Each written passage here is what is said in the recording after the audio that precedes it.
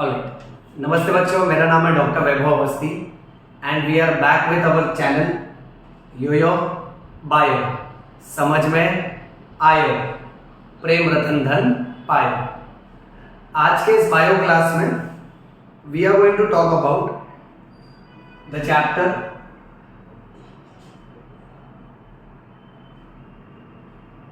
Digestion. NCERT textbook class 11th. This is mentioned under human physiology as chapter digestion and absorption. And in various government textbook, state textbook, it is mentioned under the chapter of nutrition. Basically इस chapter में चाहे उसका नाम कुछ भी हो, हम लोग डाइजेशन से रिलेटेड अलग अलग प्रोसेस डिस्कस करेंगे। Now to begin with,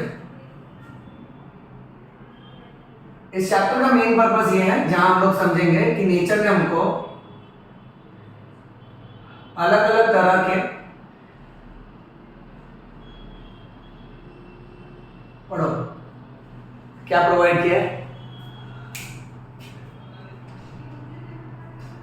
nutrients, yes, nature has provided us with 6 basic types of nutrients, that is carbohydrates, proteins,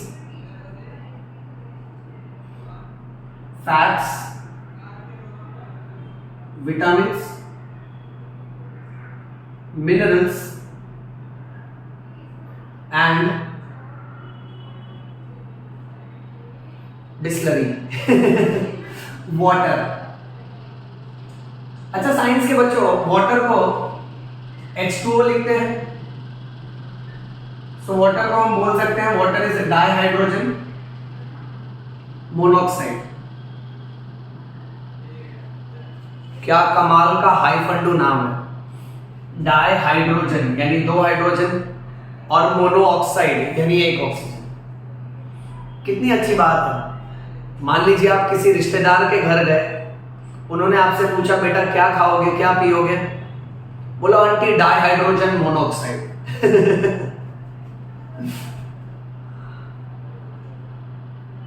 aunty उधर ही 180 फ्लैट। बोला अरे पानी चाहिए, पानी भी नहीं है घर में। Okay, so water is called as a dihydrogen monoxide. Now nature has provided us with 6 different types of nutrients. For digesting these nutrients, nature has provided us with a digestive system. Now students, यहाँ पे बात ऐसी है, for steps of nutrition, if you don't have any idea, then you should get idea. हमारी पहली trick है बेटा। For steps of nutrition, if you don't have any idea, you should get idea. Idea में I से आएगा ingestion, D से होगा digestion, A से होगा absorption, next A will be assimilation, and E stands for egestion। देखो बच्चों, ये पांचों वर्ड्स को हम लोग इस ट्रिक के हिसाब से फिनिश कर लेते हैं। Four steps of nutrition, if you don't have any idea, you should get idea. I बोले तो इंजेक्शन, डी से डाइजेशन, ई से इजेशन, ए से एब्जॉर्प्शन, लास्ट ए एसिमिलेशन। हाय हाय, कैसिमिलेशन, एसिमिलेशन। ओके, इसको याद रखो। अब बात ऐसी है इंजेक्शन। इंजेक्शन का मतलब होता है इनटेक ऑफ फूड, एंड इंसानों में ये होता है with the help of mouth. जब हम खाना को मुंह के अंदर रखते हैं, उस प्रोसेस को बोलते हैं इंजेक्शन यानी इनटेक ऑफ फूड। इससे मिलता जुलता एक वर्ड है, थोड़ा सा स्पेलिंग अलग है, दैट इज इंजेक्शन। इंजेक्शन में कंटेंट है ना आपके मुंह के अंदर जाता है, फिर मुंह से वो जाता है आपके फेरिंक्स, ईसोफेगस, स्टमक में। स्टमक और स्मॉल इंटेस्टाइन में फिर अल्टीमेटली वो कंटेंट है ना टूटता है और फिर ब्लड में जाता है। अगर आप टैबलेट भी खाते हो तो उसका इंजेक्शन होता है, बट अगर कोई इमरजेंसी का मामला है तो डॉक्टर आपको इंजेक्शन वाला रास्ता नहीं देगा, डॉक्टर आपको इंजेक्शन वाले रास्ते से दवाई देगा। because injection में the content goes directly into blood, तो सपोज हमारे पास दो पेशेंट है, एक को पेट में दर्द है और एक को पेट में दर्द और उल्टी भी बहुत ज्यादा हो रही है। सो डॉक्टर इस पेशेंट को इंजेक्शन देता है, इसको टैबलेट लिख देता है। इसका मतलब ये है द डॉक्टर नोज दैट कि ये पेशेंट थोड़ा स्टेबल है, तो आराम से दवाई काम करेगी तो चलेगा, और यहाँ पे टाइम बहुत कम है तो मेडिसिन थोड़ा फास्ट काम करना चाहिए। Moving on, digestion. Digestion is a process जहां पे complex substances are converted into simple substances. Non absorbable substances are converted into absorbable substances and non diffusible substances are converted into diffusible substances. So हमारे पेट में जो digestion होता है वो क्या करता है, कॉम्प्लेक्स सब्सटेंसेस को सिंपल सब्सटेंसेस में तोड़ देता है। जैसे स्टार्च, स्टार्च के अंदर बहुत सारे शुगर मॉलिक्यूल अटैच्ड है, तो ये कॉम्प्लेक्स सब्सटेंस है। ये फाइनली टूटता है ग्लूकोज में, जो कि अपने आप में मोनोसेक्राइड है। सो कॉम्प्लेक्स टूटता है सिंपल में। नॉन एब्सॉर्बेबल, जैसे अगर हम लोग रोटी खाते हैं, चपाती, तो आपके ब्लड में चपाती चपाती नहीं घूमेगा बिकॉज चपाती एब्सॉर्ब नहीं हो सकता है, तो हम लोग वो रोटी को तोड़ते हैं, दैट इज फिजिकल डाइजेशन। फिर वो पेट में जाता है, एंजाइम्स निकलता है, एसिड निकलता है, दैट इज केमिकल डाइजेशन। फिर उसके बाद वो ग्लूकोज में कन्वर्ट होता है, that is absorbable. So non absorbable convert होता है एब्सॉर्बेबल में, नॉन डिफ्यूजिबल कन्वर्ट होगा डिफ्यूजिबल में। नेक्स्ट, एब्जॉर्प्शन वाले स्टेप में जो भी खाना डाइजेस्ट हो चुका है वो हमारे डाइजेस्टिव सिस्टम से होते हुए हमारे ब्लड में जाएगा। एसिमिलेशन वाले स्टेप में डाइजेस्टेड फूड ब्लड के द्वारा अल्टीमेटली सेल के अंदर पहुंचाया जाएगा, और सेल उस खाने को तोड़ के या तो एनर्जी रिलीज करवाएगा, या तो वो सेल इस खाने की मदद से अपना प्रोटोप्लाज्म बनाएगा, यानी साइटोप्लाज्म बनाएगा। इस स्टेप को एसिमिलेशन बोलते हैं। और फिर जो अनडाइजेस्टेड फूड है, अनडाइजेस्टेड एंड अनएब्सॉर्ब्ड फूड, ये हमारे बॉडी के बाहर फेंका जाता है in the form of stools और in the form of faeces. Stools और फीसेस यानी वेस्ट प्रोडक्ट, ओके। इसको हम सिंपल इंग्लिश में वीआईपी बोल सकते हैं, वेरी इंपॉर्टेंट पॉटी बट देखो हाई फंडो लैंग्वेज है बच्चों, ठीक है। साइंस में ऐसे वर्ड्स आते रहते हैं, हमको थोड़ी आदत डालनी होगी। तो जैसे हम डे टू डे लाइफ में पॉटी बोल देते हैं, वीआईपी वेरी इंपॉर्टेंट पॉटी। वैसे बायोलॉजी में इसको स्टूल्स और फीसेस बोलते हैं बच्चों, ओके। अब इस प्रोसेस को, जहां हम लोग स्टूल्स को बॉडी के बाहर फेंकते हैं, इसको इजेशन बोला जाता है। इसी प्रोसेस को डिफिकेशन भी बोल सकते हैं बच्चों। So defecation is the process of removal of stools. चलिए फिर आगे बढ़ते हैं बच्चों। नेक्स्ट फिर हमको ये समझना है कि जो ऑर्गेनिज्म अपना खाना खुद बनाता है वो ऑटोट्रॉफिक होता है। So autotrophic can prepare their own food. Most of the plants are autotrophic, और जो दूसरे पे डिपेंडेंट होता है उसे हेटेरोट्रॉफिक कहते हैं। So they are dependent on others for food.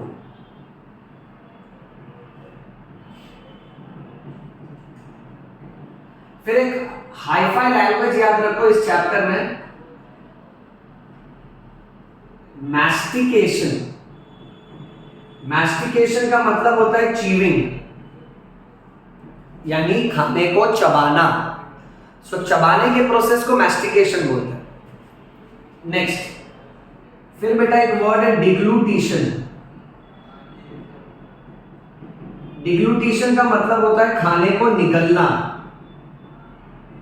यानी स्वॉलो करना। देखो ये सब हाइफंडो लैंग्वेज है।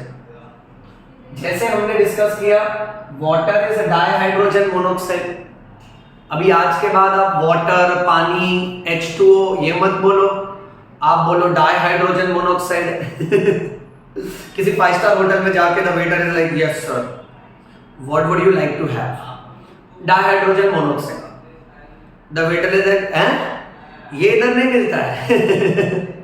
ओके अब उसी तरीके से स्टूल पास करना, पॉटी पास करना, उसको इजेक्शन बोलते हैं, उसी को डिफिकेशन भी बोल सकते हैं। ओके फिर उसी तरीके से चबाना, चीविंग, उसको मैस्टिकेशन बोलते हैं, खाने को निगलना उसको डिग्लूटिशन बोलते हैं। इन हाई-फाई वर्ड्स की आदत डालो हाँ बच्चों। ओके बोलते जाओ, बोल बोल के आप सीखोगे बेटा। नेक्स्ट फिर हमको इस चैप्टर में ये समझना है कि ये चैप्टर पूरा का पूरा डाइजेस्टिव सिस्टम पर बेस्ड है, और इंसान का जो डाइजेस्टिव सिस्टम है उसमें 2 इंपॉर्टेंट पार्ट है। एक लंबा सा पाइप है जिसे बोलते हैं एलिमेंटरी कैनाल, और उसके साथ साथ एसोसिएटेड ग्लैंड्स हैं।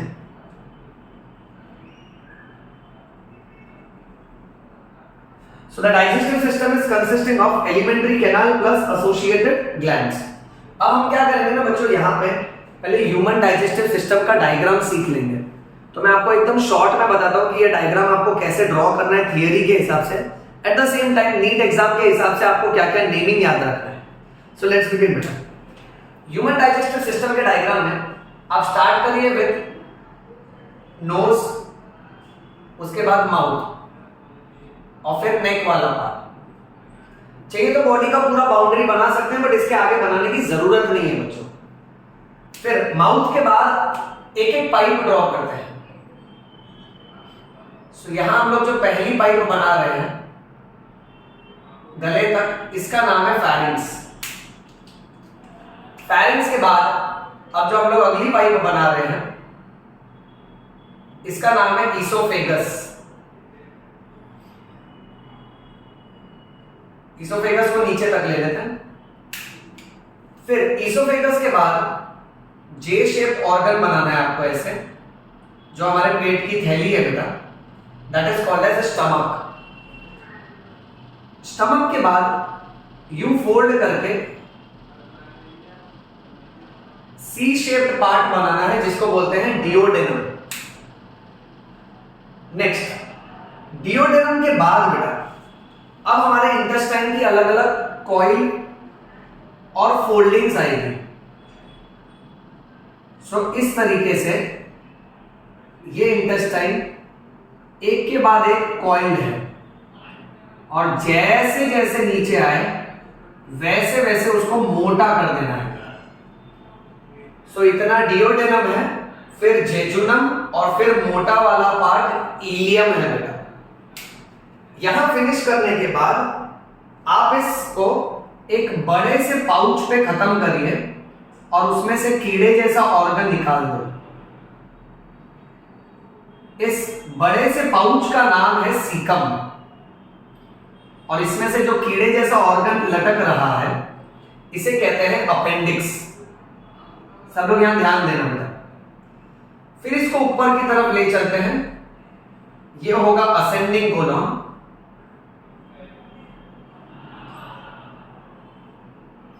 फिर इसको फोल्ड करना है इस तरफ को, this will be transverse colon.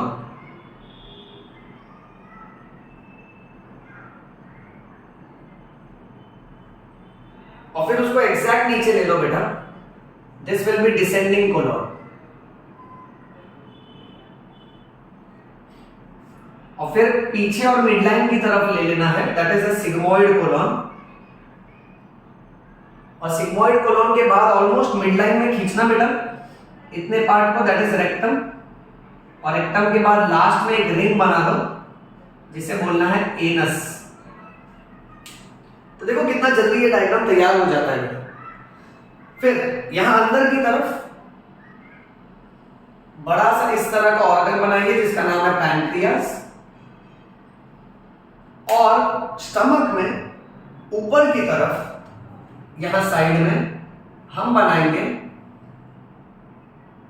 Largest gland which is called as liver, और इस लीवर के पीछे और नीचे की तरफ we will have gall bladder. Okay, so यहां पे हमारा डायग्राम फिनिश हो चुका है। अभी हम लोग इसको नेम कर लेते हैं बच्चों। सो दिस विल बी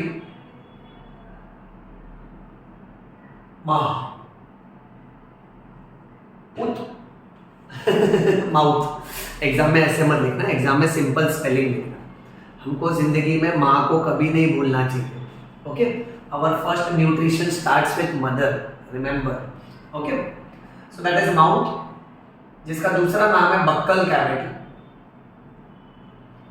और इसका तीसरा नाम है ओरल कैविटी। फिर अगला जो ये पाइप है, this is called as a pharynx. Pharynx के बाद बेटा ये जो लंबा सा पाइप है, this is called as oesophagus, and not to forget oesophagus is also called as food pipe. Okay, उसके बाद मेरा बेटा the next part is called as a stomach. Stomach के बाद liver, followed by gall bladder, then this organ which is called as a pancreas, C-shaped part which is called as a duodenum, then beta this part which is called as jejunum, then the thick part which is called as ileum. Next appendix और caecum को यहीं पे name कर देते हैं। Appendix को थोड़ा बाहर की तरफ निकाल लेते हैं बेटा। So this pouch is called as caecum and this is called as vermiform appendix, because the form is like a worm, worm के जैसा, कीड़े जैसा, इसलिए vermiform appendix. Then the part which is going higher up, this is called as ascending colon,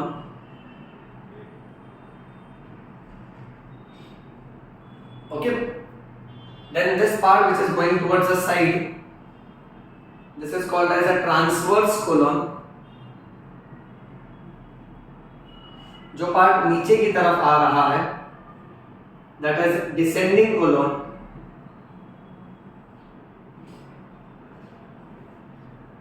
then the next part which is called as a sigmoid colon,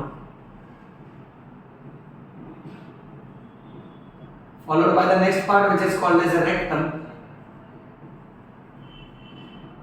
and lastly anus, right? चलिए बच्चों इसका screenshot ले लो, फिर आगे बढ़ते हैं।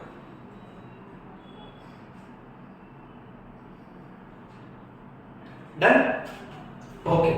अब मैं इस पार्ट को रब कर देता हूं डायग्राम के साथ, साइड बाय साइड थोड़ा थोड़ा सिखाते जाऊंगा बच्चों।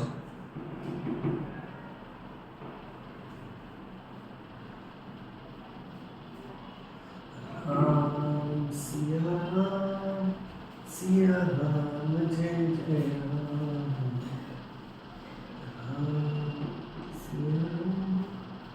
सिया राम जय जय राम।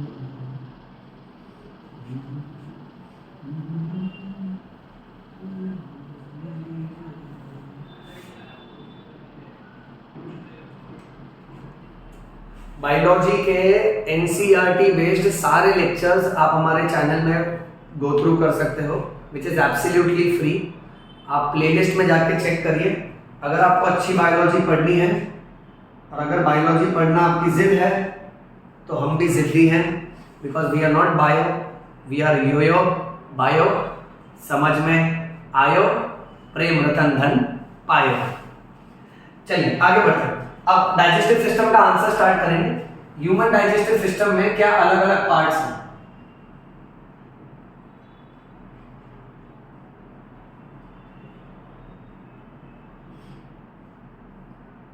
ह्यूमन डाइजेस्टिव सिस्टम में सबसे पहला इंपॉर्टेंट पार्ट है माउथ, उसके बाद गले वाला हिस्सा आता है which is called as a pharynx, उसके बाद हमारा फूड पाइप आता है which is called as oesophagus,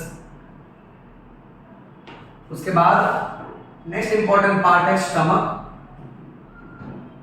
stomach के बाद बेटा next part is called as small intestine. But इस स्मॉल इंटेस्टाइन के 3 टुकड़े हैं, बाय हार्ट कर लो बेटा, duodenum, jejunum and ileum. Duodenum, jejunum, ileum. एक छोटा सा एक्स्ट्रा पॉइंट ये याद रखो, बायोलॉजी में एक और वर्ड आता है इलियम, जो कमर की हड्डी है। दोनों में स्पेलिंग देखो, जब आई लगेगा तो हड्डी है, हमारी कमर की हड्डी होती है, hip bone. It is made up of 3 parts, ilium, ischium and pubis. So ये इलियम अलग है बेटा और ये इलियम अलग है। ओके, फिर स्मॉल इंटेस्टाइन के बाद बेटा next what we have is large intestine. और लार्ज इंटेस्टाइन की शुरुआत हो रही है पहले टुकड़े से जिसका नाम है सीकम। सीकम के नीचे वर्म लाइक कौन सा पार्ट होता है? Vermiform appendix. उसके बाद जो टुकड़ा ऊपर को आ रहा है that is called as ascending colon, जो साइड में जा रहा है that is called as transverse colon. फिर जो नीचे की तरफ को आता है that is called as descending colon. उसके बाद जो पीछे और मिडलाइन की तरफ आता है that is called as sigmoid colon. And after this we have next 2 important part that is rectum and anus. So ये डायग्राम में जो हमने देखा वो हमने इस तरफ क्लासिफिकेशन के फॉर्म में लिखा है बच्चों, तो ये आपको पता होना चाहिए। ओके, इसको अच्छे से याद कर लो, बड़ा आसान है। अभी मैं एक एक करके सारे पार्ट्स आपको डिटेल में सिखाऊंगा एज पर NCERT syllabus. Okay, so let us begin with the first important part that is mouth. अब हमारे माउथ के अंदर जो कैविटी है उसे कहते हैं buccal cavity. It is also called as oral cavity. Now suppose for example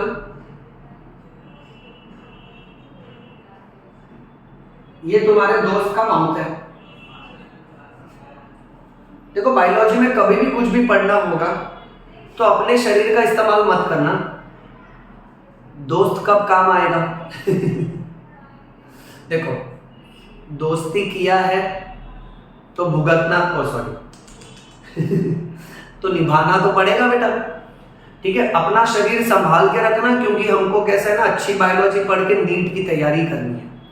जो भी बॉडी पार्ट्स आपको स्टडी करना है बिंदास दोस्त से ले लेने का भाड़े पे। ओके, सो दोस्त का माउथ भाड़े पे लेते हैं बेटा। अब माउथ में हम लोग ये देखेंगे कि ऊपर वाला जो पार्ट है roof, the roof of the mouth is called as a palate. The floor of the mouth is formed by tongue and the sides is formed by cheek. So these are the boundary of oral cavity which is also called as buccal cavity. तो हमारा roof जो है मुंह का ऊपर वाला हिस्सा उसको पैलेट बोलते हैं। आप अगर अपने मुंह में फील करो ऊपर की तरफ, अपने जबान से फील करिए बच्चों, शुरुआत का हिस्सा कड़क है उसको हार्ड पैलेट बोलते हैं, पीछे का हिस्सा नरम है उसको सॉफ्ट पैलेट बोलते हैं। और तो और हमारे मुंह के अंदर एक और ऐसा पार्ट है जो यूं लटक रहा है, इसे बोलते हैं यूवुला। देखो आम भाषा में लोग इसको घंटी, पंचिंग बैग ऐसे अलग अलग नाम देते हैं, बट बायोलॉजी के हिसाब से इसको यूवुला बोलते हैं। मुंह के अंदर जो पार्ट सॉफ्ट वाला पार्ट जो लटक रहा है, ये यूवुला जब आप खाने को निगलते हो तो ये पीछे जाके आपके अंदरूनी नॉस्ट्रिल्स को, इंटरनल नॉस्ट्रिल्स को बंद कर देता है, ताकि खाना निगलते समय खाना हमारे नाक में नहीं जाना चाहिए, सो यूवुला का फंक्शन लिखते हैं, uvula prevents the entry of food into nasopharynx while swallowing. निकलते टाइम ये खाने को हमारे नाक में नहीं जाने देता, ये आपको अच्छे से याद रखना है। नेक्स्ट, फिर हम लोग को माउथ के अंदर दो कंटेंट बहुत डिटेल में पढ़ना है। नंबर 1 टीथ एंड बेटा नंबर 2 टंग। आइए इसके बाद में एक एक करके पढ़ते हैं। पहले मैं ये डायग्राम रख कर देता हूं। बच्चों बायोलॉजी इतना अच्छे से आना चाहिए ना कि कभी भी आपको डायग्राम ये सब का टेंशन नहीं होना चाहिए। आपके मन में एक बार पिक्चर छप जानी चाहिए कि किसके बाद कौन सा पार्ट आता है, और एक बार आपको एग्जैक्टली पता है कि कौन से के बाद कौन सा पार्ट आता है तो आप उसको आराम से ड्रॉ कर लोगे। 2-3 बार इसको रफ में प्रैक्टिस किया करो। मैं भी अपने कॉलेज डेज में जब भी फ्री रहता था, ठीक है, तो लोग क्या है ना अपनी क्रश के फोटो ड्रॉ करते थे, लव लेटर लिखा करते थे। हम हमारे बायोलॉजी के डायग्राम ड्रॉ किया करते थे, प्रैक्टिस किया करते थे, क्योंकि हमारा सबसे पहला और आखिरी प्यार जिंदगी का है यो बायो। ओके, इस सब्जेक्ट की वजह से आप सोचिए वैभव बिकम्स डॉक्टर वैभव, मेरे नाम के आगे 2 अक्षर लग गया doctor. It is such an important point that I feel so happy that I was born as Vaibhav, but I will die as a Dr. Vaibhav. It is only because of the love and the respect that this subject has given me, and it is only because क्योंकि मैंने इस subject को बहुत ज्यादा पढ़ा है। आप भी इसको अच्छे से फॉलो करिए बच्चों। चलिए अभी पहले हम लोग तीत से चालू करेंगे।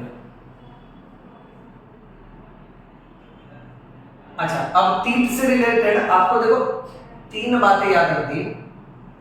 पॉइंट नंबर 1, कुदरत ने हमको दांत 2 अलग अलग फेजेस में दिया होता है, इसे बोलते हैं डायफायोडोंट। जिंदगी के शुरुआत में जो हमको दांत आते हैं उसको बोलते हैं milk teeth, which is also called as a temporary teeth, which is also called as a deciduous teeth। जैसा हमने ज्योग्राफी में डेसिडुअस फॉरेस्ट पढ़ा है, ये वो फॉरेस्ट और ट्रीज होते हैं जिनके पत्ते झड़ जाते हैं फिर दोबारा आते हैं। उसी तरह से मिल्क टीथ कैसे टेम्पररी है, ये दांत गिर जाएंगे, उसके बाद ये रिप्लेस किए जाएंगे परमानेंट टीथ के द्वारा। So the first type of teeth that we have is milk teeth. Second type of teeth is called as adult teeth, which is also called as permanent teeth. Okay, so क्योंकि हमको दांतों का ये 2 अलग अलग phases आता है, शुरुआत में टेम्पररी और उसके बाद परमानेंट, इसीलिए इस तरह के डेंटिशन को डायफायोडोंट बोला जाता है। नेक्स्ट बच्चों, फिर हमको ये समझना है ह्यूमन डेंटिशन को थीकोडोंट बोला जाता है। थीकोडोंट इसलिए कहा जाता है जब भी कोई पॉइंटेड स्ट्रक्चर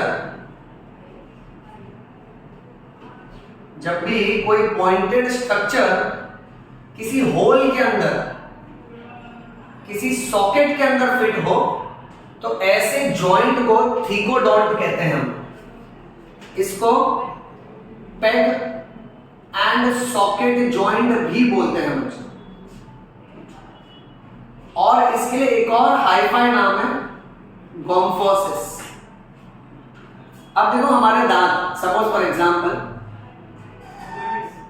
अब दांत के अंदर की तरफ जो उसका रूट है, ये तो एक पॉइंटेड पार्ट है, ये देखो पॉइंटेड पार्ट, जैसे ये था बेटा। अब ये फिट होता है हमारे जॉ बोन के सॉकेट में। हमारे जॉ बोन का जो सॉकेट है उसे एल्वियोलस बोलते हैं।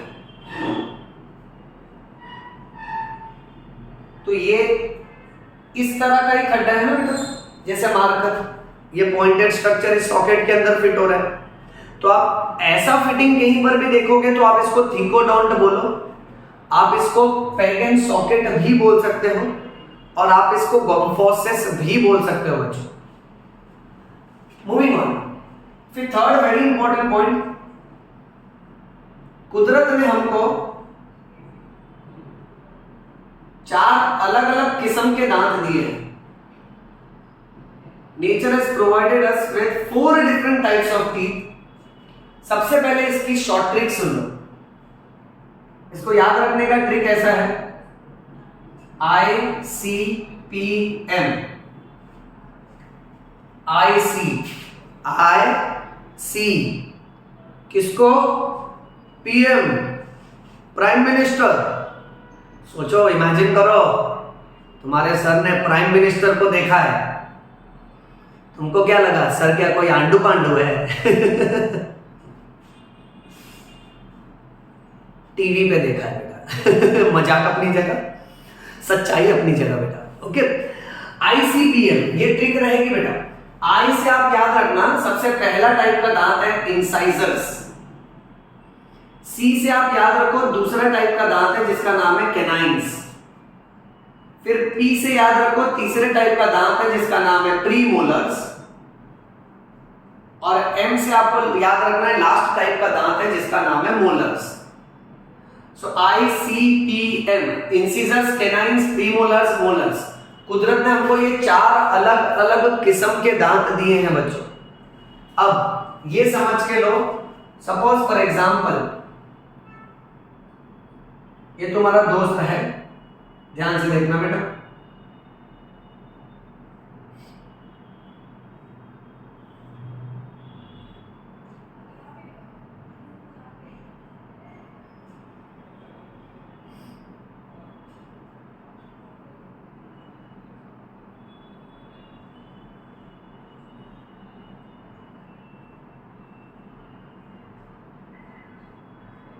सपोज तुमने अपने दोस्त का मुंह एकदम स्ट्रेच कर दिया। अपना शरीर खराब मत करना। जो भी बायोलॉजी में पढ़ना है, कौन काम आएगा? दोस्त। इसी बात पे आप कमेंट सेक्शन में अपने बेस्ट फ्रेंड का नाम लिखिए जिसने आपके लाइफ में आपकी बहुत ज़्यादा मदद की है। ओके, दोस्ताना और फ्रेंडशिप जिंदाबाद। अच्छा, ये तो हम यूं ही मजाक में कहते हैं बच्चों। तो देखो, मान लेते हैं हमने हमारे दोस्त का मुंह स्ट्रेच कर दिया। अब ये कहा जाता है कि इंसान के पास टोटल 32 दांत है। अब 32 दांत में से बेटा हमारे पास भगवान ने 2 जॉ दिया है। ऊपर वाला जो जबड़ा है उसे मैक्सिला बोला जाता है। ये जो हमारा ऊपर वाला जबड़ा है मैक्सिला, और नीचे वाला जो जबड़ा है, जो नीचे वाला जॉ बोन है, the lower jaw bone is called as mandible. So 32 में से 16 दांत मैक्सिला में होंगे और मेरा बेटा 16 दांत मैंडिबल में होंगे। सो यहां ऊपर की तरफ 16 दांत होंगे, नीचे की तरफ 16 होंगे। अब मान लेते हैं कि दोस्त का चेहरा नहीं, पिज्जा है। हमने इस पिज्जा के स्लाइसेस काट दिए। सर दोस्त को काट दिया, बाद में चिपका देंगे बेटा चिकट पट्टी से। चलो ध्यान दें, अगर इस तरीके से आपने काट दिया सो टोटल इसके फेस के 4 क्वाड्रेंट्स हो जाएंगे बेटा। समझो ध्यान से, 4 क्वाड्रेंट्स यानी यहां पे 8 दांत होंगे, यहां पे 8, ये 8 और ये 8। देखो, अगर 32 दांत है, 16 ऊपर और 16 नीचे, फेस को कट किया तो 8 दांत यहां पे, 8 यहां पे, यहां पे 8 और यहां पे 8। अब आप ये सोचो, कोई भी साइड के 8 दांत। ओके, सपोज इस तरफ के 8 दांत। अब इंसान में आपको बाय हार्ट करना है कि इंसान का डेंटल फॉर्मूला डेंटल दांत से रिलेटेड होता है बच्चों। ठीक है, इंसान में अलग अलग किस्म के दांत कौन से हैं? ICPM, incisors, canine, premolars, molars. But आप डेंटल फॉर्मूला में अब ये सीक्वेंस याद रखो, 2 1 2 3, यानी हमेशा मिड लाइन से चालू करो। मिड लाइन से, नाक वाले एंड से चालू करो। सो पहले 2 जो दांत आते हैं, जैसे ये 2 दांत, ये दोनों दांत इंसिजर्स हैं बच्चों। उसी तरीके से इस क्वाड्रेंट में भी पहले 2 दांत इंसिजर्स होंगे, नीचे पहले 2 दांत इंसिजर्स होंगे। सो ये हो गया 2, फिर 1, एक दांत कैनाइन है। देखो दो दांत इंसीजर्स थे, फिर एक दांत क्या होगा, कैनाइन, तो यहां मैं सी लिख देता हूं। फिर दो दांत है प्रीमोलर्स, पीएम लिख देता हूं, प्रीमोलर्स। और फिर तीन दांत है मोलर्स, इमेजिन करो, एक दो तीन। सर ये तो दांत फेस के भी बाहर आ गया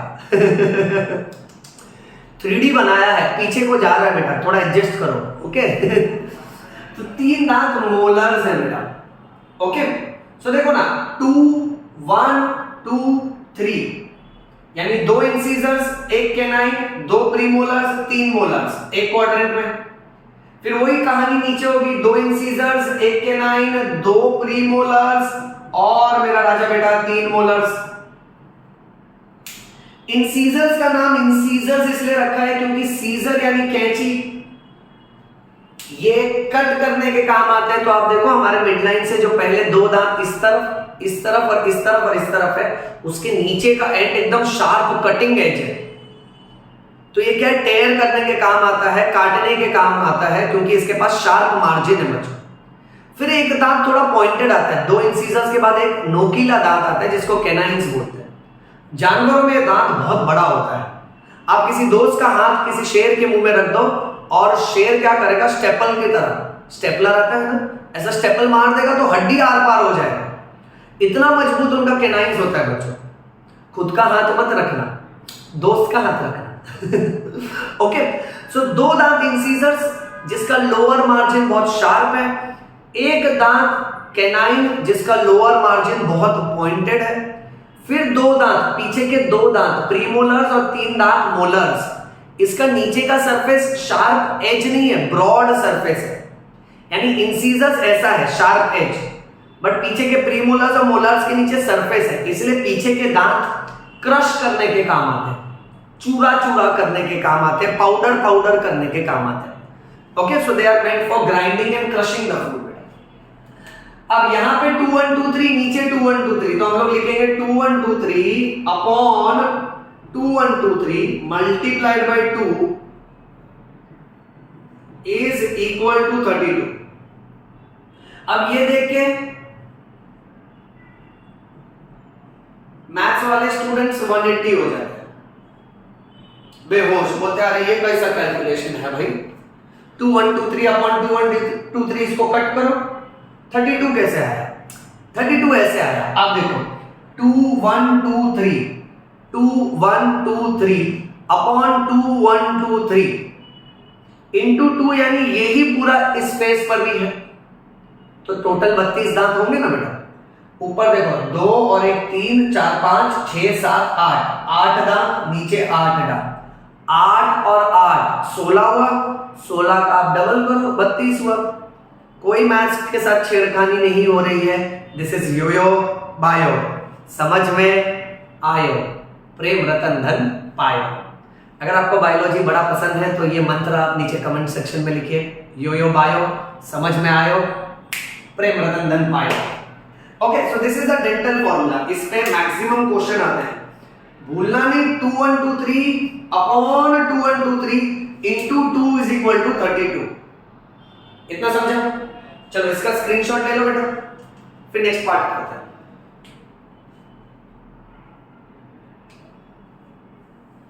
लिए? ऑल राइट, चलो अब आखिरी वाला पार्ट करेंगे बेटा।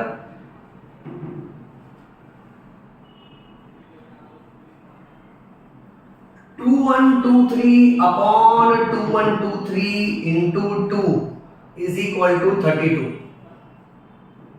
ये एक अडल्ट का डेंटल फॉर्मूला है, जहां पे अडल्ट के दांत के बारे में हम पढ़ रहे हैं।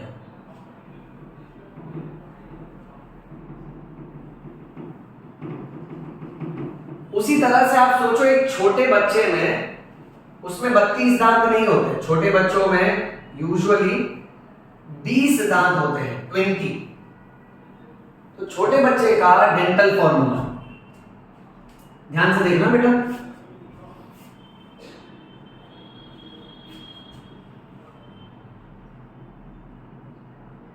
Dental formula of child is 2102 upon 2102 into 2 is equal to 20।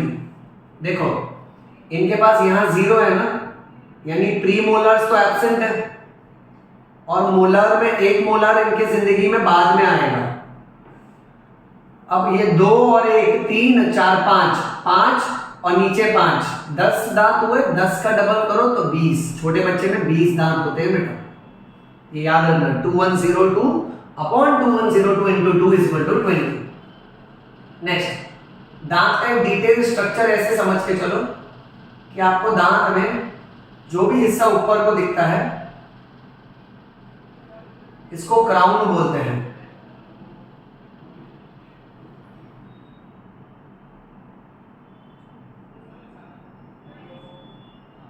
Crown मालूम है ना बेटा, सिर का ताज होता है। मिस इंडिया मिस यूनिवर्स देखे हो ना, वैसे ताज लगा है, फिर expression oh my God, right. Crown यानी ताज। तो जो चीज ऊपर है उसे क्राउन बोलेंगे बेटा, ठीक है। अच्छा, फिर दांत का काफी हिस्सा तो नीचे होता है, जितना ऊपर को नहीं दिखता है उससे ज्यादा काफी हिस्सा नीचे को होता है बच्चों। इस हिस्से को बोलेंगे रूट। ध्यान से देखो, ऊपर की तरफ क्राउन है, नीचे की तरफ रूट है। नेक्स्ट, हमारा दांत जिस खड्डे के अंदर होता है,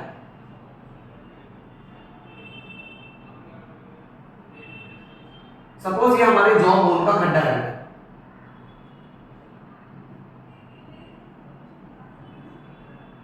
इसे बोलते हैं alveoli.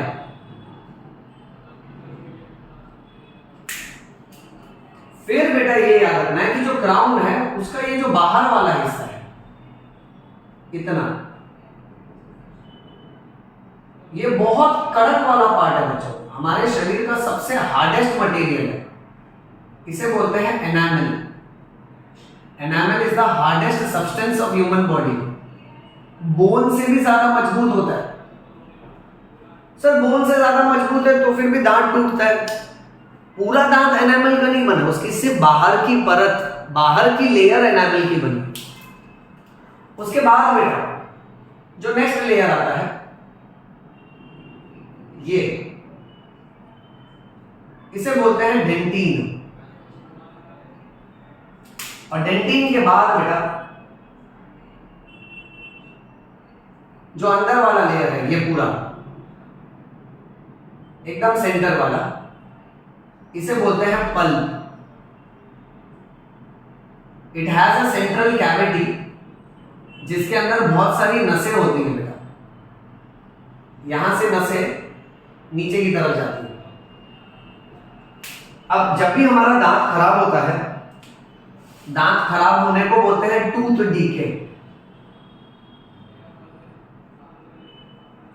Tooth decay is also called as dental caries. ये तभी होता है जब हम लोग दांत को प्रॉपर्ली ब्रश नहीं करते, क्योंकि दांत में अगर कोई फूड पार्टिकल जमा हो जाए तो उस पर ना स्ट्रेप्टोकोकस, स्टेफाइलोकोकस नाम के बैक्टीरिया आके सेटल हो जाता है। फिर वो बैक्टीरिया, मान लेते सपोज यहां पर फूड है, इस पे बैक्टीरिया ग्रो होने लगा, तो बैक्टीरिया धीरे धीरे ना आपके दांत को खोदते ही जाएगा। खोद खोद के वो है ना पल्प तक पहुंचने की कोशिश करेगा। अब पल्प के अंदर तो नसें होती हैं बेटा, तो these nerves are now exposed to the environment। फिर आप सुनते हो और देखते हो कि कुछ ठंडा या गर्म खाने से आपके दांतों में तेज झंझनाहट होती है, तो उसे उसे डेंटल केरीज बोलते हैं।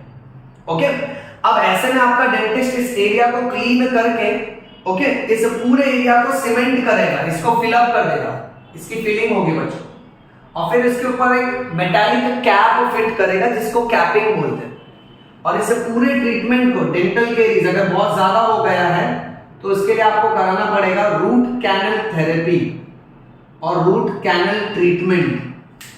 तो ये एक आप याद रखो, ये बहुत जरूरी है बच्चों। मूविंग ऑन, डाइजेस्टिव सिस्टम का नेक्स्ट पार्ट है फैरिंक्स। फैरिंक्स को आप सिंपल लैंग्वेज में थ्रोट बोल सकते हो। ये जो फैरिंक्स है इसके 3 टुकड़े हैं। नाक के पीछे का जो टुकड़ा है उसको बोलते हैं नेसोफैरिंक्स। मुंह के पीछे जो है उसको बोलते हैं ओरोफैरिंक्स। और लैरिंग्स के पीछे जो है उसे कहते हैं लैरिंगोफैरिंक्स। नाउ स्टूडेंट्स, यहां पे पॉइंट ऐसा है कि एक साइड व्यू में सपोज फॉर एग्जांपल इस तरीके से हम इमेजिन कर रहे हैं, यहां लैरिंग्स है, सो लैरिंग्स के पीछे जो है वो लैरिंगोफैरिंक्स, ये माउथ है ओरल कैविटी, इसके पीछे जो है वो ओरोफैरिंक्स, ये नोज है तो इसके पीछे जो है वो नेजोफैरिंक्स। सो आप सोचो ये जो ट्यूब है ना ये 3 टुकड़ों में डिवाइडेड है, बट इसमें से सबसे मेन एमसीक्यू ओरोफैरिंक्स में आता है। Oropharynx is common passage of respiratory system and digestive system। इससे जुड़ा एक बहुत इंपॉर्टेंट कॉन्सेप्ट बताता हूं, इसको ध्यान से देखना बेटा। Suppose for example side view में अगर हम लोग रेस्पिरेटरी सिस्टम की बात करें, ये नाक और मेरा बेटा ये मुंह, सो नाक से एक पाइप चालू हो रहा है और मुंह से भी एक पाइप चालू होता है। ये दोनों पाइप हमारे बॉडी में अंदर ही अंदर जुड़ जाते हैं, फ्यूज हो जाते हैं। अब देखो इतना हिस्सा जो है ये आपके रेस्पिरेटरी सिस्टम का भी हिस्सा है और ये आपके डाइजेस्टिव सिस्टम का भी हिस्सा है, ये ओरोफैरिंक्स है। अब बात ऐसी है बच्चों कि ये जुड़ने के बाद वापस से डिवाइड होते हैं, आगे की तरफ एक पाइप जा रहा है और एक पाइप पीछे की तरफ जाता है। ये ध्यान से देखना सर।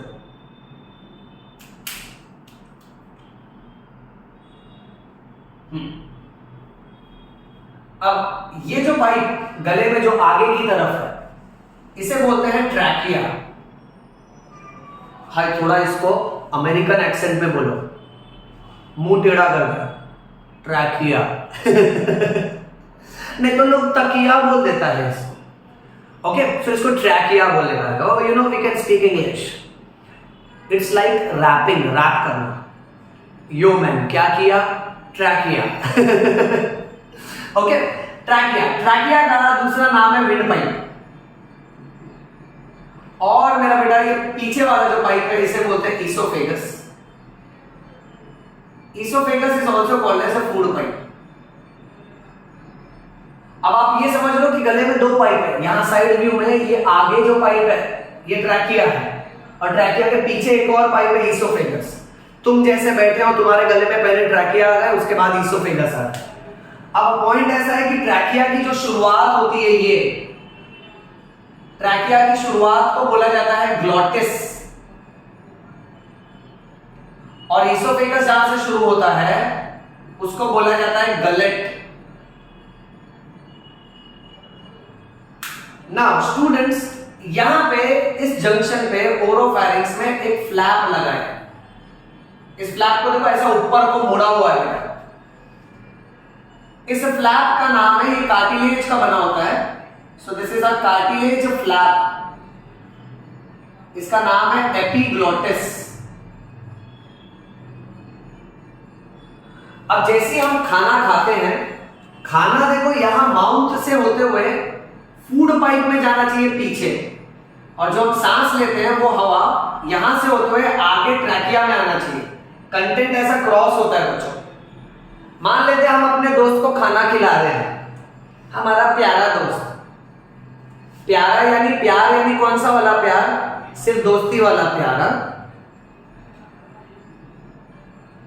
ये मत सोचना मेरा बाबू ने खाना खाया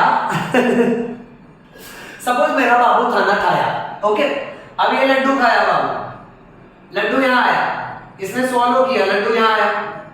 अब ये जो एपिग्लॉटिस जो फ्लैप है ना ये नीचे आएगा, और जैसे ही लड्डू यहां आ चुका होता है एपिग्लॉटिस वाला फ्लैप यहां नीचे यहां टच करता है इसको। ये पहले ऐसे ऊपर था, फिर ऐसे ऐसे ऐसे ऐसे करके नीचे आ गया, तो देखो यहाँ नीचे टच कर गया, तो अब आपका खाना आपके ट्रैकिया में कभी नहीं जाएगा। इसके ऊपर बहुत इंपॉर्टेंट जानकारी है जो हम लोग यहां मेंशन करते हैं। Epiglottis prevents the entry of food into trachea during swallowing। खाना निगलते समय आपका खाना आपके श्वास नली में नहीं जाना चाहिए, आपके विंड पाइप में नहीं जाना चाहिए। इस बात का ध्यान रखता है एपिग्लॉटिस। अगर आपका खाना आपके विंड पाइप में अटक गया तो उसको बोलेंगे चोकिंग। चोकिंग का मतलब यह होता है कि आपके विंड पाइप में कोई ना कोई ऑब्स्ट्रक्शन आ गया है। मान लो खाना अटक गया, छोटा बच्चा मान लो कॉइन, 5 रुपए का कॉइन, 10 रुपए का कॉइन निकल लेता है, छोटी छोटी गोटियां निकल लेता है, मार्बल्स निकल लेता है। ओके, तो अगर वो उसके गले में फंस गए तो उसको चोकिंग बोलते हैं, और चोकिंग की वजह से इंडिविजुअल का डेथ हो सकता है। चोकिंग से बचने का एक तरीका है जिसको बोलते हैं हाइमलिक्स मैन्यूवर। फटाफट इसका स्क्रीनशॉट ले लो, हाइमलिक्स मैन्यूवर, और आप गूगल करो, यूट्यूब पे वीडियो देखो, हाइमलिक्स मैन्यूवर क्या है, कैसे किया जाता है, और कैसे उस ऑब्स्ट्रक्टिव पार्टिकल को बाहर निकाला जाता है, ये आप कमेंट सेक्शन में बताइए। एक हिंट दे देता हूं, इसमें डॉक्टर पेशेंट के पीछे जाके उसके पेट में एब्डोमिनल थ्रस्ट देता है, उसके पेट में प्रेशर देता है ताकि फॉरेन पार्टिकल बाहर आता है। चेक करिए इसको, थोड़ा एनिमेटेड कार्टून वाला इसके वीडियोस देखिए कैसे पार्टिकल बाहर आता है। बहुत कमाल का टेक्निक है, इसे बोलते हैं हाइमलिक्स मैन्यूवर, जान बचा देता है लोगों की। ओके फाइन, आगे बढ़ते हैं। फिर बच्चों हमको ये समझना है कि देखो ये पूरा का पूरा फैरिंग्स में है। अब इसी फैरिंग्स के अंदर हमारे मुंह में स्पेशल पार्ट होते हैं जिसको टॉन्सिल्स बोलते हैं। यानी अगर आप मुंह को चेक करो तो मुंह के कोने कोने में यहाँ पे 2 टॉन्सिल्स चिपके होते हैं। अब ये टॉन्सिल्स को माना जाता है कि they are lymphatic tissue. Lymphatic tissue का मतलब ये होता है कि इसके अंदर स्पेशल टाइप के WBC है। इन स्पेशल टाइप के WBC को बोलते हैं लिम्फोसाइट्स। WBC आपके बॉडी को प्रोटेक्ट करता है जर्म्स से लड़ाई करके, जितने माइक्रो ऑर्गेनिज्म होते हैं उससे लड़ाई करता है, और WBC आपके बॉडी को प्रोटेक्ट करता है। तो भगवान को मालूम है कि हम दिया गया माउथ है बट हम कुछ भी खाएगा, कचरा खाएगा। You never know which vada pav is a सड़ा पाव। ओके, कहाँ गंदगी से कौन सा खाना बना है, कैसे बना है, आपने खाया उसमें बैक्टीरिया है। तो जैसे ही खाना अंदर जाता है, tonsils these are like police check post, नाकाबंदी चालू है तो ये रुकाता है खाने को, ये रुक रुक रुक, इधर आ इधर आ, चलो गाड़ी का कागज दिखाओ, तो पढ़ता है हाँ ये क्या है, ये आलू मटर है, ये पराठा है, बोलता है तुम जाओ, तुम अच्छा लोग है। दूसरे को रुकाता है, इधर आ इधर आ, चलो कागज दिखाओ, ये बैक्टीरिया है, तुम रुको, तुमको मेरे ऑफिस में आना पड़ेगा। ऑफिस यानी फिर उसको अपने पुलिस स्टेशन में ले जाता है, टॉन्सिल्स के अंदर ले जाता है। अब टॉन्सिल्स के अंदर बहुत सारे WBC रहते हैं, बहुत सारे लिम्फोसाइट्स। सिंघम पिक्चर का लास्ट सीन चालू हो जाता है कि बैक्टीरिया आके बोलता है ओ अभी तो मैंने बॉडी में एंट्री भी नहीं मारा और इतने सारे लोग अभी से आ गए मेरा स्वागत करने के लिए, अभी तो मैं मंत्री बना भी नहीं। इतने में एक WBC एक लिम्फोसाइट दूसरे लिम्फोसाइट से डिस्कस कर रहा है, सर इसको पटक पटक के मारते हैं सर। दूसरा बोलता है नहीं सर इसको पंखे से लटका देते हैं। तीसरा WBC बोलता है नहीं सर पंखे से लटकाएंगे ऐसा V मार्क आएगा, अपने को O मार्क चाहिए। तो ये परेशान हो जाता है, बोलता है ए तुम लोग क्या मेरा मर्डर प्लान कर रहे हो, तो you are going to kill me, that's what the bacteria says. फिर बैक्टीरिया सबसे सीनियर WBC मैच्योर WBC को बोलता है साहब साहब ACP साहब समझाओ ना इसको। Senior WBC says ACP sir किधर है, वो तो घर पे सो रहे हैं। उनमें से एक WBC चिल्लाता है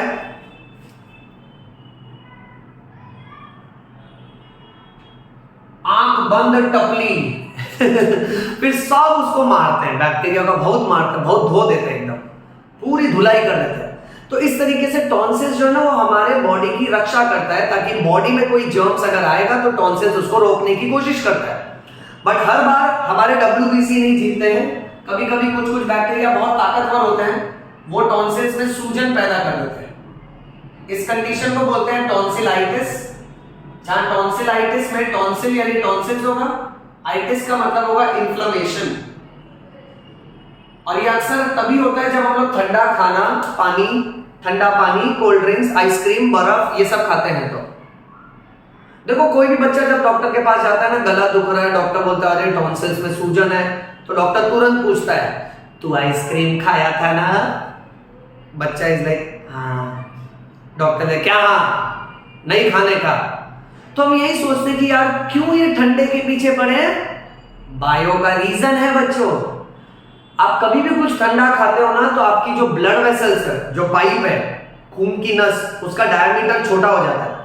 इसको बोलते हैं वेजो कंस्ट्रिक्शन।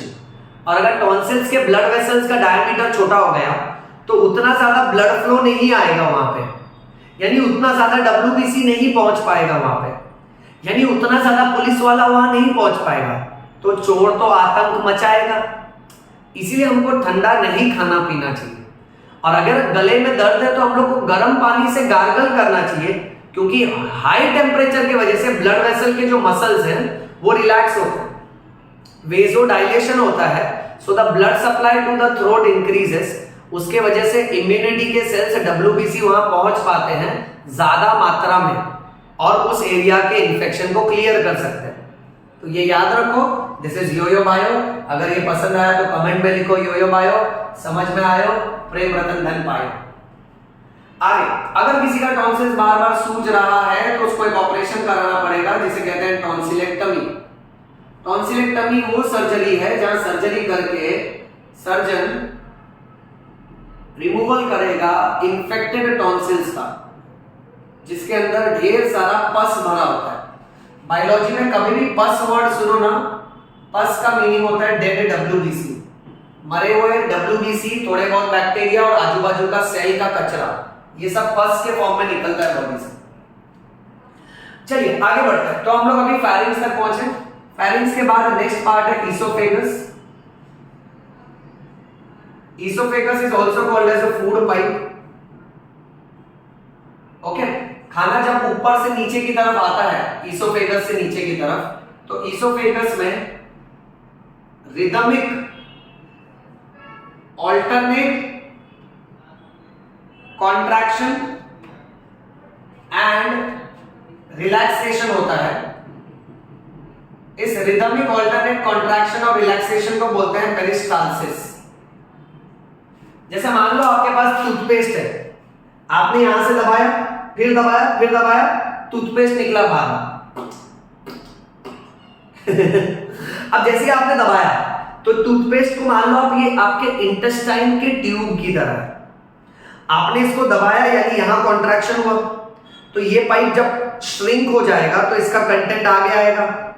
अब यहां कंटेंट भरेगा तो ये तो रिलैक्स होगा, ये मोटा हो जाएगा, फिर ये कॉन्ट्रैक्शन मारेगा तो ये कंटेंट को आगे पुश करेगा, फिर उसका रिलैक्सेशन होगा। तो ये बार बार एक के बाद एक कॉन्ट्रैक्शन रिलैक्सेशन की वजह से खाना माउथ से फेरिंग्स, फेरिंग्स से ईसोफेगस, ईसोफेगस से stomach, small intestine, large intestine, इस तरीके से आगे की तरफ ढकेला जाता है। Remember, very important, this rhythmic contraction and relaxation is called as peristalsis. Peristalsis is necessary to push the food in forward direction in our digestive system. Reverse peristalsis को vomiting बोलते हैं।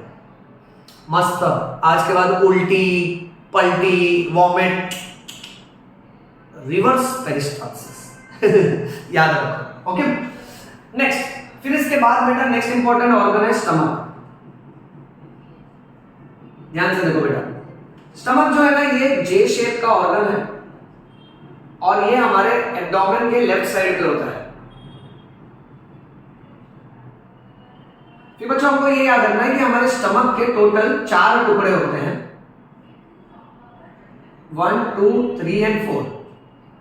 पहले वाले टुकड़े को बोलते हैं कार्डियक, क्योंकि इसी के ऊपर देखो यहां चेस्ट से जब ईसोफेगस आता है ना, फिर हमारा स्टमक चालू हो जाता है जो ऐसा टर्न मारता है, तो उसका जो पहला टुकड़ा है कार्डियक, उसी के ऊपर चेस्ट में हार्ट है। इसीलिए अगर किसी को एसिडिटी है, स्टमक से जब एसिड वाला खाना ऊपर आता है तो ईसोफेगस में दर्द होता है, पेशेंट को लगता है चेस्ट पेन, तो उसको लगता है हार्ट में से दर्द आ रहा है, तो एसिडिटी की शिकायत हार्ट अटैक की शिकायत की तरह महसूस होती है पेशेंट को। तो पेशेंट चिल्लाता है हॉस्पिटल में, हाय डॉक्टर हार्ट अटैक, मर गया। डॉक्टर चेक करता है, रिपोर्ट्स करवाता है, बोलता है ये तो एसिडिटी है, नहीं मर गया। बट उल्टा भी होता है, कई बार सही में हार्ट अटैक होता है, तो पेशेंट सोचता है कि अरे ये तो एसिडिटी है, चलो मेडिकल में जाओ, इनो ले आओ, असर दिखाए सिर्फ 6 सेकंड्स में। फिर दूसरे दिन फोटो दीवार पे आता है हार और अगरबत्ती के साथ। सो यहां हमको ये समझना चाहिए कि हार्ट अटैक और एसिडिटी का शिकायत हमेशा एक दूसरे को कॉपी करता है। दोनों में चेस्ट पेन होता है, बेटर है हॉस्पिटल जाके डॉक्टर से चेकअप करवा लेने का बेटा। सो पहले टुकड़े का नाम है कार्डियक, दूसरे टुकड़े का नाम है फंडस। इसे फंडस इसलिए बोलते हैं क्योंकि ये उठा हुआ डोम शेप है बेटा। ओके, तीसरे टुकड़े का नाम है बॉडी ऑफ द स्टमक और चौथे टुकड़े का नाम है पाइलोरस। स्टमक के ऊपर यहां एक रिंग लगी है और उसके नीचे यहां एक रिंग लगी है। इस रिंग को स्फिंक्टर बोलते हैं। पूरे डाइजेशन वाले चैप्टर में जहां जहां ये स्फिंक्टर वर्ड सुनो, स्फिंक्टर का मीनिंग याद रखो, रिंग ऑफ मसल्स। ये रिंग बंद हो सकती है और खुल सकती है। अब जैसे ये स्फिंक्टर बंद है, खाना जैसे ऊपर से नीचे आएगा तो स्फिंक्टर खुलेगा, फिर खाना नीचे जाएगा। खाना जैसे ही नीचे आ गया तो स्फिंक्टर बंद हो जाएगा। So sphincter will also allow the movement of food in forward direction. खाना आगे की तरफ जाना चाहिए, फिर दरवाजा बंद हो जाता है ताकि खाना रिवर्स ना आए। सिर्फ वॉमिटिंग के मामले में खाना रिवर्स आता है बच्चों। ये ऊपर वाला जो स्फिंक्टर है, क्योंकि ये हार्ट के नजदीक है, इसीलिए इसे कार्डियक स्फिंक्टर बोला जाता है, क्योंकि ये फर्स्ट वाले पार्ट के नजदीक है, कार्डियक स्फिंक्टर। बहुत से लोग इसको गैस्ट्रो ईसोफेजियल स्फिंक्टर भी बोलते हैं। गैस्ट्रो क्योंकि स्टमक के पास है, ईसोफेजियल क्योंकि ईसोफेगस और स्टमक के जंक्शन पे है, इसलिए इसको गैस्ट्रो ईसोफेजियल स्फिंक्टर भी बोलते हैं। और ये वाला स्फिंक्टर जो है इसे बोलते हैं पाइलोरिक स्फिंक्टर। पाइलोरिक स्फिंक्टर क्योंकि ये पाइलोरस वाले हिस्से के पास है। आप लोग मुझे कमेंट सेक्शन में ये बताओ कि काऊ के पास कितने स्टमक होते हैं। हालांकि उसके स्टमक के 4 टुकड़े होते हैं, चलो मैं बता देता हूं तुमको, बट उसके स्टमक के 4 पार्ट्स होते हैं, लोग उसको 4 स्टमक मानते हैं। कौन से पार्ट है उसके स्टमक के ये मुझे बताओ। उसमें से एक टुकड़ा है रूमेन, और यहां से ये लोग क्या करते हैं, खाना फटाफट निगल लेते हैं और रूमेन से खाने को वापस से मुंह में लाते हैं और फ्री टाइम में चबाते हैं। इस प्रॉपर्टी को बोलते हैं रूमिनेशन। और जिस जानवर में ये प्रॉपर्टी है उनको रूमिनेंट एनिमल्स बोलते हैं। ओके, सो काऊ के स्टमक के और कौन से पार्ट्स आप कमेंट सेक्शन में बताओ बेटा, फाइंड आउट करो एक्स्ट्रा और मुझे कमेंट सेक्शन में बताओ। नेक्स्ट, फिर आपको ये याद रखना है कि स्टमक से ना 3 केमिकल निकलता है। रिदम ऐसे याद रखो, MPH। M से बनेगा म्यूकस, P से बनेगा पेप्सिनोजेन और H से बनेगा हाइड्रोक्लोरिक एसिड। नेक्स्ट, फिर बेटा स्मॉल इंटेस्टाइन की बात तो हमने की थी। इसके 3 पार्ट है, डिओडेनम, जेजुनम और इलियम। स्मॉल इंटेस्टाइन में मैक्सिमम खाने का डाइजेशन होता है बच्चों। ओके, बहुत इंपॉर्टेंट एमसीक्यू नीट के हिसाब से यह है कि डिओडेनम जो है वो सी शेप है। हमने डायग्राम में देखा था, स्टमक के बाद डिओडेनम ऐसा सी शेप का है बेटा। अच्छा, लार्ज इंटेस्टाइन में सीकम के ऊपर क्वेश्चन आता है कि सीकम को ब्लाइंड सैक बोला है। ब्लाइंड सैक इसीलिए बोला है क्योंकि देखो ऐसा है सीकम, फिर ऊपर असेंडिंग कोलन।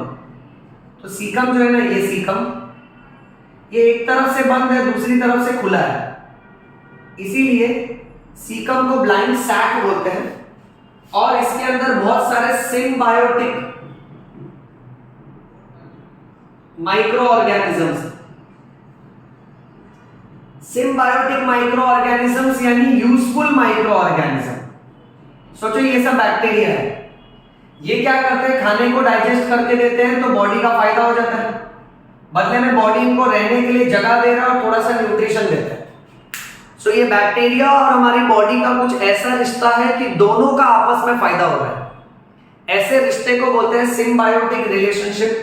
एमसीक्यू आता है कि ब्लाइंड सैक जिसके अंदर सिम्बायोटिक माइक्रो ऑर्गेनिज्म है वो कौन सा टुकड़ा है, सीकम, याद रखना। नेक्स्ट, सीकम के नीचे जो पार्ट है उसे अपेंडिक्स बोलते हैं। अपेंडिक्स की कहानी सबको पता होना चाहिए कि अपेंडिक्स जो है वेस्टिजियल ऑर्गन है।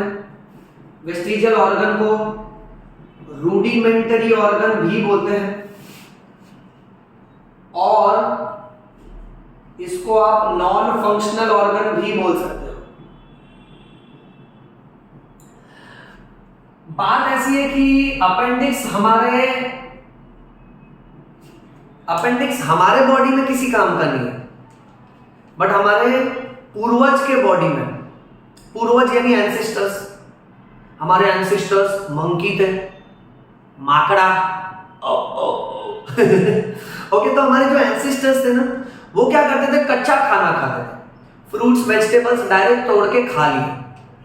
अपेंडिक्स पुराने जमाने में कच्चे खाने को डाइजेस्ट करने के काम आता था, क्योंकि कच्चे खाने में सेल्यूलोज की मात्रा बहुत ज्यादा होती थी। Raw food contained very high quantity of cellulose, so appendix was functional at that time, पुराने जमाने में काम का था। बट धीरे धीरे क्या हुआ, बंदर विकसित होते गए, ह्यूमन एवोल्यूशन हुआ, ओके।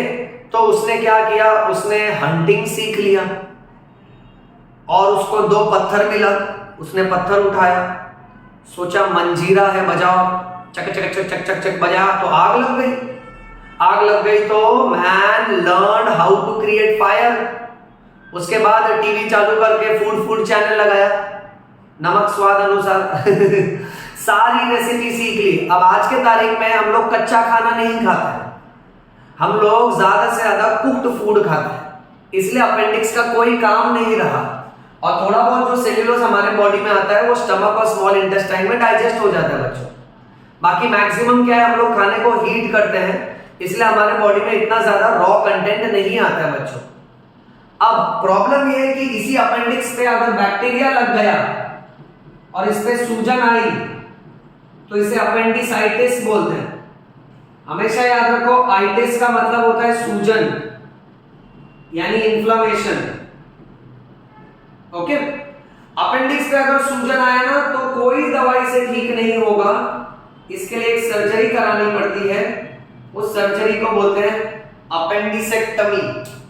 अपेंडिसेक्टमी में पेशेंट को, देखो अपेंडिक्स पे सूजन आएगा ना तो पेशेंट को पेट के नीचे की तरफ राइट लोअर एब्डोमेन में बहुत दुखेगा। होमवर्क के तौर पे बच्चों आप लोग फाइंड आउट करो, कमेंट सेक्शन में मुझे बताओ व्हाट इज मैकबर्नीज पॉइंट। थोड़ा सा एक हिंट दे देता हूं, मैकबर्नीज पॉइंट का मतलब ये होता है कि पेशेंट के पेट में, मान लेते हैं ये उसका पेट है, ठीक है, ये उसके पैर है बेटा, तो उसकी नाभि अम्बलिकस जहां पे है और कमर की हड्डी, इसको इमेजिनरी लाइन से ज्वाइन किया जाता है। इसको 3 पार्ट में डिवाइड करते हैं और जो बाहर का 1/3 वाला हिस्सा है, 3 में से 1 हिस्सा, और अंदर का जो 3 में से 2 हिस्सा है, इन दोनों का जो जंक्शन है, ये आउटर 1/3 एंड मिड लाइन से 2/3, इस पॉइंट को बोलते हैं मैकबर्नीज पॉइंट। इस पॉइंट में पेशेंट को सबसे ज्यादा दुखेगा अगर उसको अपेंडिक्स पे सूजन है तो। डॉक्टर्स यही पॉइंट को प्रेस करते हैं तो पेशेंट चिल्लाता है हाँ बहुत दुख रहा है, तो समझ जाते हैं इसको अपेंडिक्स पे सूजन है। फिर बोलते हैं आप सोनोग्राफी रिपोर्ट कराओ, रिपोर्ट में सेम आता है अपेंडिक्स पे सूजन। सो पेशेंट थिंक्स दैट अरे यार डॉक्टर ने तो हाथ लगा के ही बता दिया, मानो उनके पास एक्सरे आईज है, सोनोग्राफी वाली आंखें हैं, बट डॉक्टर्स अपने नॉलेज में बहुत क्लियर होते हैं इसलिए वो पिकअप कर लेते हैं। सोनोग्राफी तो खाली कंफर्मेशन के लिए करवाई जाती है। अब ये याद रखो, अपेंडिक्स के पेशेंट को राइट लोअर एब्डोमेन में बहुत दुखेगा, इस कंडीशन को अपेंडिसाइटिस बोलते हैं, that is inflammation of appendix. कोई पेन किलर लेके फिजूल टाइम पास नहीं करने का बच्चों, इसमें एकमात्र इलाज है सर्जरी, जहां पे इन्फेक्टेड इन्फ्लेम्ड अपेंडिक्स को काट के निकाला जाएगा। और अगर इसको नहीं निकाला तो एक सबसे बड़ा खतरा रहता है परफोरेशन। परफोरेशन यानी अगर वो अपेंडिक्स फट गया और उसका पस पूरे बॉडी में स्प्रेड हो गया ना, तो फिर पेशेंट के डेथ के चांसेस होते हैं। इसलिए अपेंडिक्स के मामले में तुरंत सर्जरी करवा लेने का, ये ज्ञान अपने आस पड़ोस में सब लोगों के साथ शेयर करो, बहुत ज्यादा इंपॉर्टेंट है। देन मूविंग ऑन, इसके बाद आता है लार्ज इंटेस्टाइन, सेम पॉइंट्स हैं। Okay, caecum appendix, ascending colon, transverse colon, descending colon, फिर सिग्मोइड कोलोन, रेक्टम और एनस आता है। और एनस को भी अपने आप में एक स्फिंक्टर माना जाता है, क्योंकि वो हमारे बॉडी का लास्ट रिंग ऑफ मसल्स है। इतना समझा बच्चों? चलो इसका फोटो ले लो।